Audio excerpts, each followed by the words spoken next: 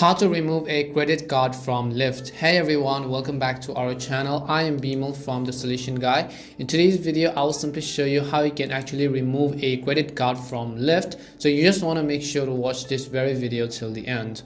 Now, in order to remove your credit card or delete it from the Lyft application, you have to first open the Lyft app, and once you do so, tap the three lines at the top of the screen to open the menu. And as you've done that, here at the fourth option, select the one that says payment. As you tap on the payment option, you just need to select the credit card that you want to delete and tap on the button that says delete card. And as you've done that, you'll be able to successfully delete your credit card on Lyft. Now, if you don't see this option, it's most likely because the card you're trying to delete is your default payment method. To be able to delete it, you'll need to choose another payment method and make it the default one. So you can simply go ahead and do that as well. And that's all it takes to remove a credit card or delete it from your payment method. We hope the video was really helpful, and if it did help you, make sure to leave a like and subscribe to our channel. If you've got any more questions, feel free to leave them down. Thank you very much for watching, and see you soon in our next video.